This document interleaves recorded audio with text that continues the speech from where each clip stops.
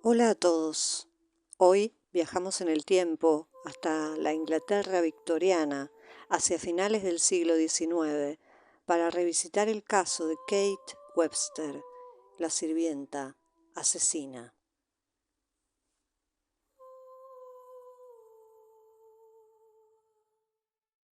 Kate Webster había nacido bajo el nombre de Catherine Lawler en Quillan, una aldea rural de Irlanda, en el año 1849. La joven Kate se ganó la reputación de ladrona a muy temprana edad, causando indudablemente una gran vergüenza para sus padres, que eran gente pobre, pero respetable. A los 15 años fue encarcelada por hurto en Wexford. Tras su liberación, continuó robando hasta que consiguió suficiente dinero para comprarse un pasaje a Liverpool, Inglaterra. No hay precisión del momento en el que tomó el nombre de Webster, uno de sus muchos alias, pero Kate le decía a la gente que había estado casada con un capitán de navío, del cual llevaba tal apellido, y con el que había tenido 4 hijos. También relató que tanto su esposo como sus 4 pequeños habían fallecido. Dada su propensión para la mentira, no se sabe a ciencia cierta si ese matrimonio y esos hijos existieron realmente. Una vez llegada a Liverpool, Kate continuó con su carrera delictiva. Pero en el año 1868 fue arrestada y sentenciada a 4 años de prisión nuevamente por el delito de hurto. Tras su liberación en enero de 1872, Kate viajó a Londres y consiguió trabajo como empleada de limpieza y criada, pero no conseguía mantenerse alejada de los problemas. Solía alquilar habitaciones en casas de inquilinato y una vez allí robaba todo lo que le parecía de valor para luego fugarse. El 18 de abril de 1874, Kate dio a luz a un niño al que llamó John Webster. La identidad del padre no pudo ser determinada porque Kate daba diferentes nombres del posible progenitor, siendo uno de ellos un tal señor Strong, del cual se sabe que había sido su cómplice en varios de sus crímenes. Inclusive Kate llegó a decir años más tarde que había sido Strong quien la había obligado a robar, ya que al nacer el niño, éste la había abandonado, forzándola a hacer lo que fuese para poder proveer alimentos, alojamiento y cuidados para su hijo y para ella misma. Webster se mudaba frecuentemente por los barrios del oeste de Londres y utilizaba diversos seudónimos como Gibbs, Webb, Webster y Lawler. En mayo de 1875, mientras residía en Teddington, fue arrestada luego de que se la hallara culpable de 36 cargos de hurto. Fue condenada a 18 meses de prisión en Wandsworth. En febrero de 1877, Kate fue apresada nuevamente y se la condenó a otros 12 meses de cárcel. Durante las frecuentes ausencias de Kate, su hijo quedaba al cuidado de Sarah Chris, una amiga suya que trabajaba como sirvienta para la señora Lawler en Richmond. A principios de enero de 1879, la amiga de Kate se enfermó y la señora Lawler le preguntó si no tenía alguna conocida que pudiese suplantarla en sus tareas mientras se recuperaba. Sarah le dijo a la señora Lawler que en efecto su amiga Kate Webster podía hacer el trabajo perfectamente. Todo quedó arreglado y Kate ocupó por unas semanas el lugar de Sarah en la casa de Richmond como sirvienta. La señora Lawler sabía que una de sus conocidas, la viuda Martha Thomas, estaba buscando una empleada desde hacía un tiempo y aprovechó la oportunidad de comentarle sobre Kate Webster. La señora Julia Martha Thomas había sido profesora de escuela y había estado casada 2 veces. Desde la muerte de su último marido, vivía sola en Richmond, en el número 2 de Mayfield Cottage, un dúplex de piedra con un jardín al frente y otro en la parte trasera. No era una zona de muchas casas y uno de los pocos negocios cercanos era un pub llamado El Agujero en la Pared. El 29 de enero de 1879, tras una breve reunión para acordar las condiciones del empleo, Kate Webster comenzó a trabajar en la casa de Martha Thomas como criada para todo trabajo.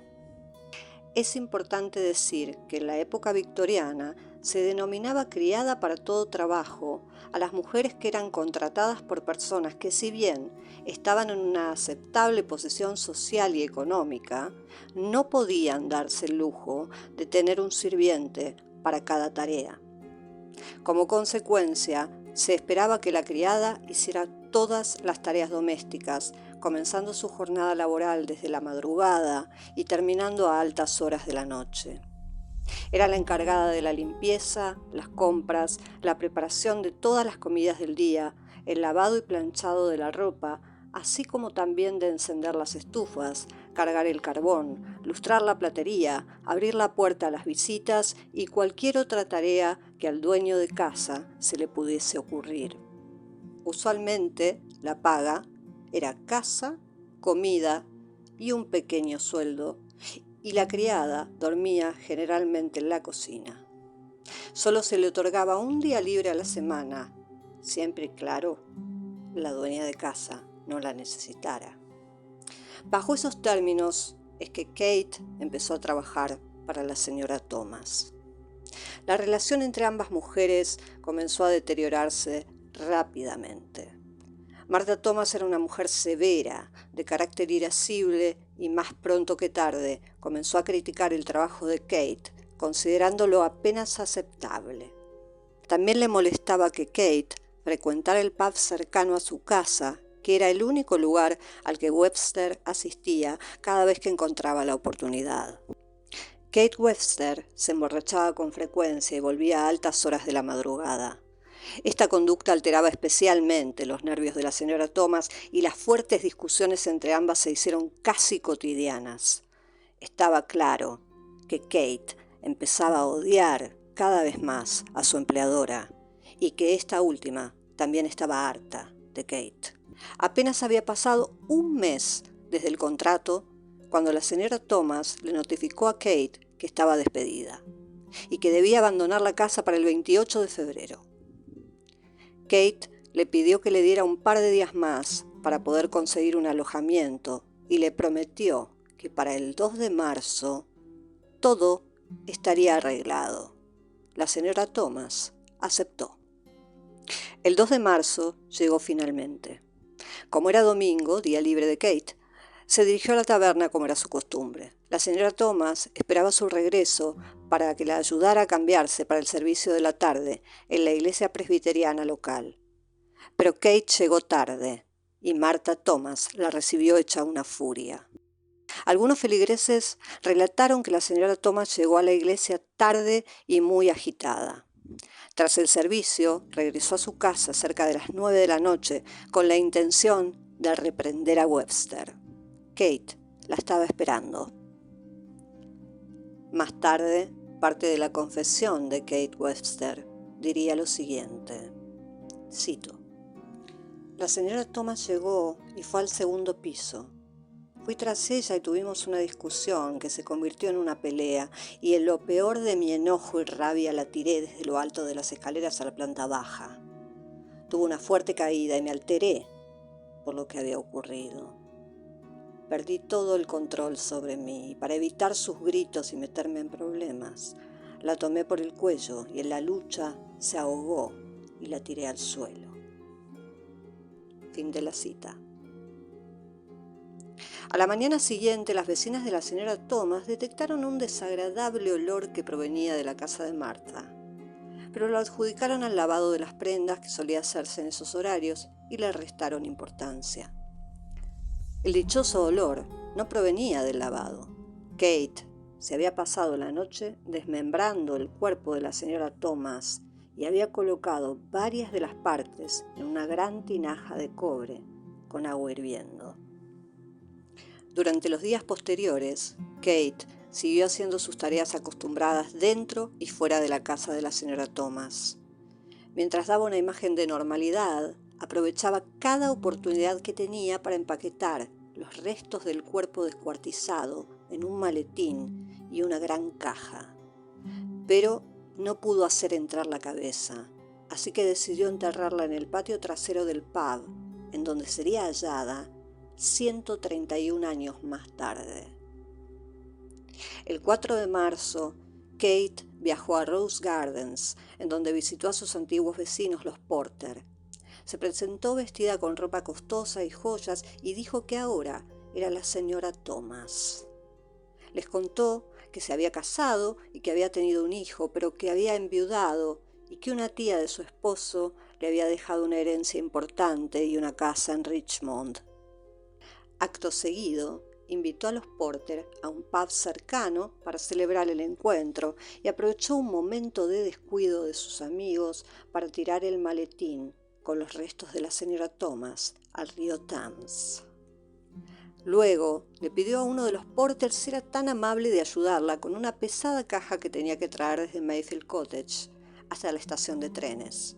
Mientras cruzaban el puente de Richmond, argumentando estar cansada, Kate pidió apoyar la caja por un momento sobre la baranda del puente. Kate empujó la caja al río, simulando un descuido, y por ende no levantó sospecha alguna. Al día siguiente la caja fue encontrada varada en aguas poco profundas junto a la orilla, alrededor de una milla río abajo. Fue descubierta por Henry Wheatley, un portero que conducía su carro por el puente ferroviario de Barnes, poco antes de las 7 de la mañana. El portero tomó la caja y la abrió, encontrando que contenía lo que parecían ser partes de un cuerpo envueltas en papel marrón. El descubrimiento fue inmediatamente informado a la policía y los restos fueron examinados por un médico, quien encontró que consistían en un tronco sin las vísceras y 2 piernas de mujer. La cabeza no estaba. Aproximadamente al mismo tiempo, un pie y un tobillo humano fueron encontrados en Twickenham. Aunque estaba claro que todos los restos pertenecían al mismo cadáver, no había nada que los conectara con la señora Thomas y no había forma de identificar los restos. El médico que examinó las partes del cuerpo las atribuyó erróneamente a una persona joven con cabello muy oscuro. Después de una investigación los días 10 y 11 de marzo, que resultó en un veredicto abierto sobre la causa de muerte, los restos, sin identificar, fueron enterrados en el cementerio Barnes el 19 de marzo. La prensa apodó el asesinato como el misterio de Barnes, en medio de la especulación sobre si el cuerpo habría sido usado para la disección y estudios anatómicos. Webster continuó viviendo en el número 2 de Mayfield Cottage. Se hacía pasar por Thomas usando la ropa de su anterior empleadora. El 9 de marzo llegó a un acuerdo con John Church para venderle los muebles de la casa y otros productos que este hombre usaría para amueblar su pub, El Sol Naciente. Church estuvo de acuerdo en pagarle 68 libras con una seña de 18 libras por adelantado. Para cuando llegaron las carretas de transporte el día 18 de marzo, los vecinos tenían cada vez más sospechas, dado que no habían visto a la señora Thomas por casi 2 semanas.